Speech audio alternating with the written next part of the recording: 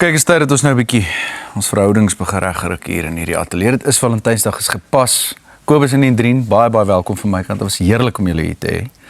Kobus, ek wil sommer by jou begin. Jy's 'n verhoudingsterapeut. Ja. Wat presies is dit en hoe lank is jy al doenig daarmee? Ek's nou so vir 30 jaar daarmee besig, wat ek elke dag Tydjie. so op 'n stoel sit met 'n man en 'n vrou, Ja. of partyke 2 vroue, 2 mans, Ja. maar 2 mense voorwy. Ja. Daar's goed wat besig in die goed gebeur in die spasie tussen hulle. En wat 'n verhoudingsterapeut is dat is om die verhoudingsdinamiek, die verhoudingskwaliteit te help bestuur, want jy kan nie jouself raak sien nie, binnekant jou verhouding nie. So jy het partykeer net 'n oog van buitekant af nodig. Net om te sê, kan jy dit bietjie minder doen, dit bietjie meer doen. Amper soos tennis speel of swem. Dit om mense te help met vaardigheid rondom verhouding. En jy's ook met imago, noem jy dit imagoterapie of wat? Ja, is imago verhoudingsterapie, ja. Ja, dis die imago is die Latyn vir prentjie of foto, dat ons dink 'n klomp van die goed waar mense vandag mee sukkel in verhoudings, soos om kontak te maak of as daar konflik is of jy sien 'n traan loop teen jou maat se wang af, van wat verstaan jy, hoekom is daar 'n traan, wat is konflik, wat is kwaad, wat is liefde, het baie te doen met ons kinderjare. Ja. So ons dink ons kinderjare speel 'n groot rol oor die prentjie van hoe verstaan jy liefde. En van die prentjie werk en ons help om daardie prentjie te verander. Absoluut. Nou kyk, ons maak nou lig daarvan, is maar op die ouene staan en val alles tog maar by verhoudings in ons Ja, lewe. En watter belangriker verhoudings is daar met die een wat jy jou lewe mee deel. So ek kan dan in daai eintlik by vraag aan jou en Hendrien is wat het jou laat besluit om in jou pa se voetspore te volg wat verhoudingsterapie aanbetref dan nou? Ja, wel ek vertel die storie eintlik baie, want ek dink ek het definitief in 'n sielkundige spasie groot geword en natuurlik was die geleentheid reeds daar. Maar ek dink my behoefte was eintlik om eerder met kinders te werk. Ek dink dit is waar my droom en passie sou gelê het en maar ergens het ek so 'n bietjie besef dat om met kinders te werk, jy kan 'n groot deurbraak hê in jou kantoor en in jou spreekkamer, maar tot 'n mate stuur jy hulle weer terug na dieselfde situasie toe. En regtig wat eintlik net gebeur is daar's 'n tydelike verandering wat gebeur. Dis 'n ervaring wat nou gebeur, maar die werk gaan eintlik nie verder nie. Want tot 'n mate is die hele stelsel ook iets wat moet aangespreek word. En ek wil graag regtig verandering bied, nie net tydelike verandering nie. En ergens het ek dit so 'n bietjie begin terugtrek om te verstaan dat waar begin die moeilikheid dan? Wat is die oorsprong van hierdie goeters en net soos wat jy nou noem, dat 'n intieme verhouding tussen 2 mense is nogals 'n fundamentele deel van lewe. En toe het ek so 'n bietjie gaan leer oor wat is die werk wat mens dan vir 2 mense kan bied. In die oomblik toe mens dit al verstaan en om te sien dat as jy met 2 mense kan werk, is daar ripple effek net soveel groter. So ek weet ek werk dalk nie dan direk met kinders nie, maar hierdie is 'n ripple effek op kinders, op jou bure, op hoe jy by die werk opdaag. So dis 'n bietjie dat dit is wat ek ervaar. En ons almal is eintlik maar kinders aan die binnekant. Kom ons wees nou maar eerlik met Ja, mekaar. ja. Ons gaan nou verder met julle gesels. Kobus en Hendrien gee op vir later vir ons bietjie praktiese raad. Ek kan my indink dat Hendrien van der Bijl se praktyk maandag uit sy nate gaan bars. Want daar gaan baie mense wees wat raad soek. Hendrien, jy het voorheen nou gesê dat jou intervensie sien jy eintlik as 'n ripple effek wat 'n impak ook het op kinders. Ja. Hoe het jou ouers se verhouding jou kinderjare beïnvloed en jou idee van wat 'n goeie verhouding moet wees? Ja, ek dink ek het definitief groot geword met 'n prentjie waar hierdie werk eintlik al reeds teenwoordig was. So ek dink die prentjie wat ek gesien het is 2 mense wat hard werk aan hulle huwelik. So mense het gesien hoe hulle die goeie tye geniet en hard werk in die moeilike tye.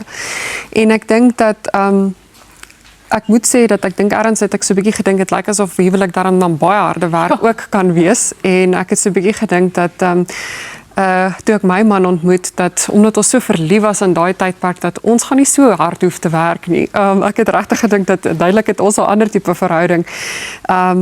En toe verrassing. Ja, en toe ergens toe kom ek agter dat die beginpunt of hoe goed jy begin is nie noodwendig oor hoe maklik die verhouding dan nou plaasvind nie of uitspeel nie. En ek dink dat vir daai rede sal ek altyd dankbaar wees dat om daai prentjie te kon gehad het dat huwelik is, dat daar is tye wat mens die werk gaan moet insit. In jou praktyk, wat sien jy? Wie kom vir verhoudingsterapie? In watter stadium van hulle huweliksverhouding is hulle? Gee net vir ons so 'n bietjie van 'n idee. So om daai vraag te antwoord is dat dis regtig 'n hele spektrum. Ek sien mense wat nog voordat hulle getroud is, baie jonk is en definitief in daai verliefdheidsfases. Hulle sit sommer so bo op mekaar wat ek wonder, is hulle nou al gereed, maar dit is ongelooflik om te sien wat die werk vir hulle bied. Ek sien mense wat al vir 30 tot 50 jaar al saam is en getroud is, wat al se kinders uit die huis uit is, al kleinkinders het en dan regtig geïnteresseerd is om die werk te leer. Ek dink die meerderheid van op die oomblik, en miskien is dit maar net in waar ek in my eie fase van lewe is, maar op hierdie oomblik sien ek maar mense wat so wat ouers is van jong kinders en regtig in hierdie nuwe fase van lewe dan in beweeg en regtig of ek dink gekonfronteer word met dat die huwelik verander na kinders kry en so aan. Sien julle ook baie paartjies wat regtig voor 'n probleem te staan kom en dan eers kom hulp soek, want dit voel vir my dit is wanneer die meeste mense dit doen. En ons sien nie verhoudingsterapie as 'n normale deel van 'n verhouding gesond hou nie. Ja, so definitief. Ek dink dat ek sien gewoonlik baie kwaai mense daar by my opdaag. Dit is regtig dat hulle hierdie dan as 'n laaste half uitweg sien om regtig die huwelik te red. So dis min kere wat mense opdaag om dit te verryk, dis meer om dit te red. Maar hoekom het verhoudingsterapie so 'n stigma? Hoekom wag ons totdat daar 'n probleem is? Jy gaan gym toe om jou lyf gesond en sterk te hou. Hoekom gaan jy nie terapie toe om jou verhouding gesond en sterk te hou nie? Wel, dis die vraag wat ek dink ons as terapeute ook mee sit, want ek dink net dat dis nie asof mens leer hoe om te swem net om dit te kan gebruik wanneer jy verdrink nie. Mense kan regtig die plesier daarvan uit ook geniet, as jy weet hoe om dit reg te doen. En ek voel maar net dat dit is hoekom ons in hierdie werk is om regtig bietjie iets van daai stigma te kan verander en iets daarvan te kan breek om te sien dat dit is nie net vir krisis nie. Inteendeel wil ons eintlik bietjie argumenteer om te sê dat tegnies weet niemand van ons hoe om verhouding te doen nie. Dit is nie regtig iets wat iemand ons leer hoe om te doen nie. Ons sien maar net hoe dit afspeel en dan maak ons 'n besluit oor hoe ons dink dit moet doen. So jy kan altyd leer. So ons het 'n paar kykersvrae hier gekry en almal van hulle het sof dieselfde tema. Dit gaan alles oor konflikhantering en dis seker maar ook 'n hoofopskrif in die paartjies wat na julle toe kom, of dit nou is as gevolg van onvervulde verwagtinge of verkeerde verwagtinge. Maar die een vraag lui byvoorbeeld, hoe hanteer ons die konflik sonder om mekaar seer te maak? Wel, ek dink die eerste skui wat moet gebeur en wat ek dink belangrik is om agter te kom dat ons fokus te veel op die konflik. Ons is geneig om te dink dat as ons net die konflik kan uitsorteer, dan gaan ons weer gelukkig kan wees. Maar ons sien maar net dat konflik is regtig maar net 'n simptoom van iets diepers. So die vraag is dat hoe hanteer jy konflik sonder om mekaar seer te maak? Is dat as jy te veel op die konflik gaan fokus, gaan dit in elk geval half net nog meer pyn veroorsaak. So die skui wat net so 'n bietjie gaan moet gebeur is om te kyk om nie net die fokus op die konflik te sit nie, maar eerder 'n moment van rekonneksie. Want dit is dan nie seer nie, dit is nie ongemaklik nie en is 'n ander benadering. Dis daai metafoor van mense beklei oor die badhanddoek wat op die vloer lê, maar dit gaan nie eintlik oor die badhanddoek nie, dit gaan omdat jy wil hê ek moet dit optel en dit lok iets anders in my uit. Presies. As konflik dan afwesig is dit 'n teken van 'n gesonde verhouding? Dit is rondom 'n ander vraag nou wat ons van 'n kyker gekry het. En dis 'n baie belangrike vraag wat jy vra, dat om te dink dat is omdat konflik so ongemaklik is en soveel seer veroorsaak, is 'n goeie verhouding dan die afwesigheid daarvan en nee. Ons sien maar net dat die konflik is 'n baie belangrike deel van die verhouding en om ontslae te raak daarvan gaan dit nie veel beter maak nie. Net om nie te beklei of om vas te sit nie, maak nie mens ewe skielik nou passievol met mekaar nie. So nie ontslae te raak van die konflik nie, maar leer eerder gesonder maniere om daarmee te werk. Want mens kan eintlik maar baie geïsoleerd van mekaar leef en die konflik ook dan so vermy. Laaste vraag, want dit is daarom Valentynsdag. As daar een klein dingetjie is wat 'n paartjie vandag kan doen om dinge 'n klein bietjie beter te maak. Ja, natuurlik het ek baie, maar as ek dit moet uitsonder na een spesifieke ding, dink ek altyd my go-to raad sal wees is om Ek dink ons is almal so geneig om te probeer fokus om ons punt oor te dra. Ons daag altyd op om te kyk dat is ek seker jy verstaan wat ek te sê het. Maar ek dink die skuif wat kan gebeur is as jy bietjie kan terugstaan en agterkom dat wat 'n groot skuif in die verhouding sal bring, is dat as jy eerder in 'n plek kan gaan om te hoor. Om eerder in 'n plek te gaan dat verstaan ek jou. Het ek jou gehoor in dit wat vir jou belangrik is, nie net om jou eie punt oor te dra nie. So ek dink nogals die wenke wat ek sal gee is dat in plaas van om in 'n posisie van praat in te gaan, skuif eerder na so 'n bietjie na die posisie van luister en sien wat se effek dit het op mekaar. Wees in die plek van hoor. Hendrien, baie dankie dat jy vandag kom kuier het en ek wens vir jou ontvangs daarmee baie sterkte. My beurt om met Kobus te praat. Ek het baie uitgesien hierna, maar dit is so 'n ongemaklike onderwerp om te praat oor die liefde. Veral tussen twee mans, jy weet. Dit is dit nie dit is 'n moeilike onderwerp vir mans om oor te praat. Dink jy ons kan nie lief hê nie? Ek weet nie, ek gaan jou nou vra want my siening, kom ek gee vir wat my siening is, dan vertel jy vir my wat is liefde nou eintlik. So ek het so iets wat van 'n darwinistiese siening oor wat liefde nou eintlik is. 'n Darwinist. Ja, wat ek daarmee bedoel, dit is so half evolusionêre gedryf. Is dit nie? Dis meer dis 'n ding wat deur die natuur gedryf word. Jy het sekere redes hoekom jy lief word, dit het te doen met voortbestaan van die spesies en dis meer ons noem dit nou miskien liefde. Maar dit is tipies wat Darwin vir ons gesê het, is dit nie? Ja, wel ek luister gereeld na jou en ek volg jou advies oor die ekonomie. Want dit klink my jy het 'n wetenskap, jy het 'n ja, daar's 'n wetenskap daar agter oor ekonomie wat mense kan verstaan. En dis dieselfde met liefde. Alhoewel liefde 'n mooi sielsding is en 'n pragtige ding wat in partykeer van party mense seer is daar 'n wetenskap agter die liefde. En byvoorbeeld, soos om te kyk hoe het liefde ontstaan? Byvoorbeeld die opstel van verhouding dat een mens met 'n ander mens oor 'n lang termyn intiem wil leef, wat ons noem monogamie, hoe dit ontwikkel, maar dit was nie voorheen so nie. Ons dink dat iets soos monogamie is hoe verhouding nog altyd gelyk het. Maar dit het ontwikkel oor tyd, onder andere evolusionêr. En hoekom sal ons as mensdom byvoorbeeld na hierdie vorm toe gaan dat ons wil een mens wil met 'n ander mens oor 'n lang tyd intiem leef? En deel van daardie ek sou sê evolusie is 'n aspek, is 'n belangrike aspek rondom voortplanting, die spesies wat moet voortgaan. Net om kinders groot te maak is baie beter twee goeter wat op hulle bene loop en twee saam met net 'n baie beter vermoë om kinders deur te kry as een of 'n trop of op hulle eie. So daar is 'n aspek daarvan.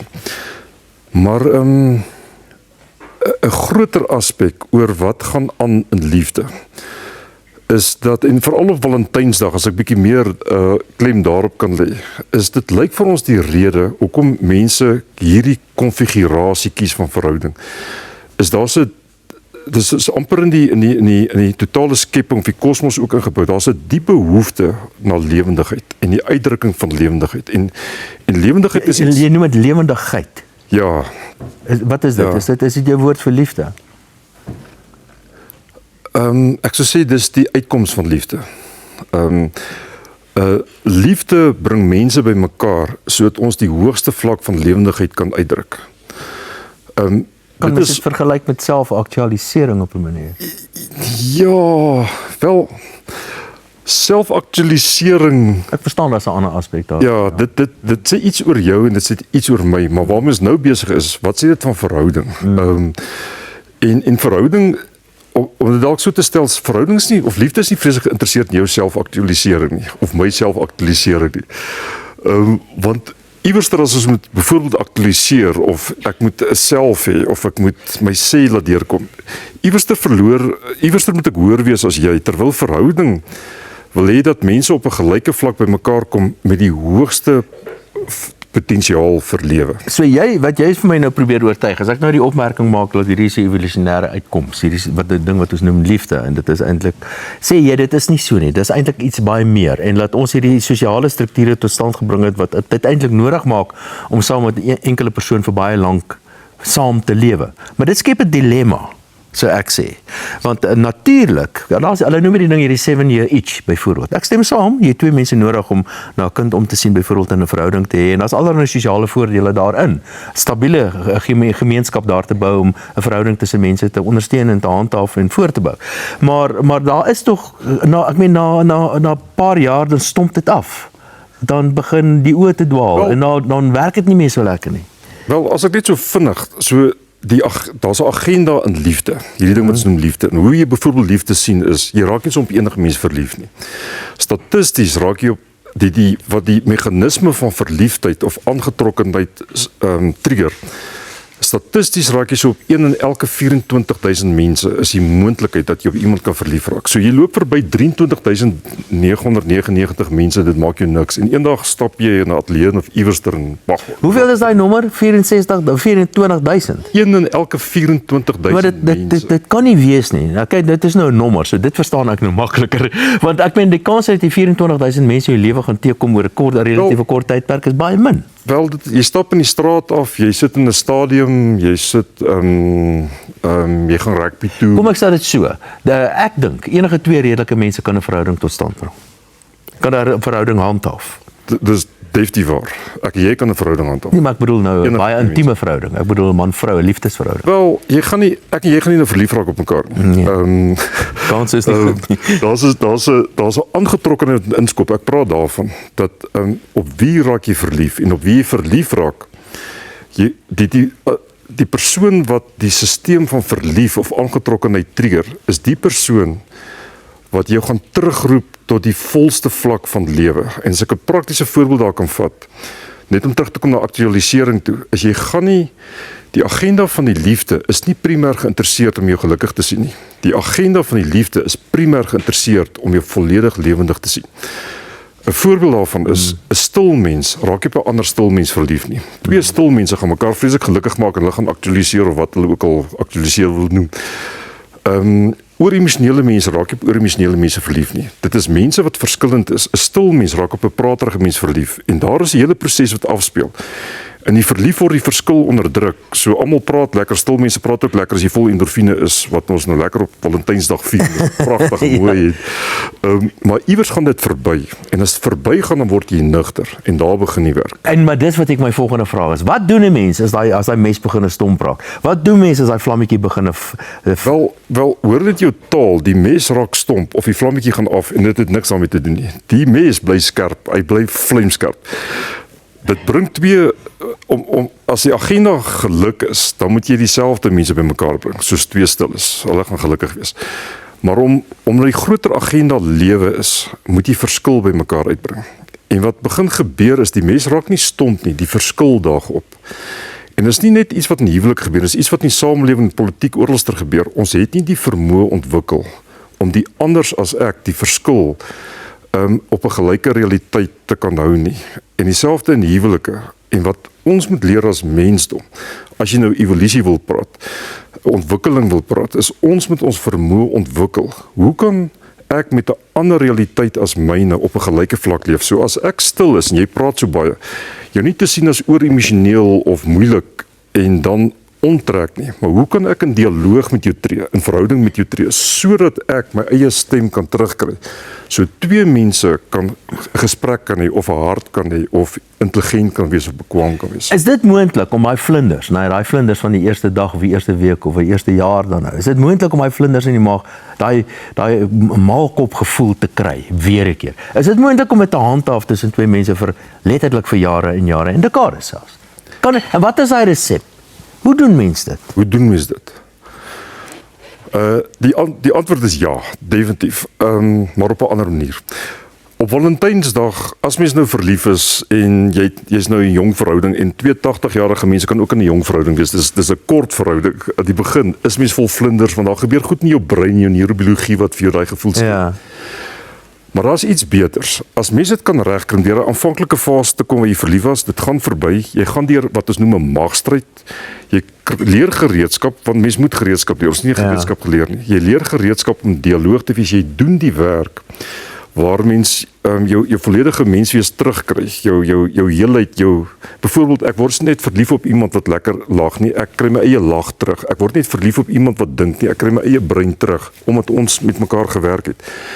Daai twee mense met hulle heelheid wat mekaar ontmoet, daardie liefde wat jy daar kry, is baie beter as vlinders op jou maag.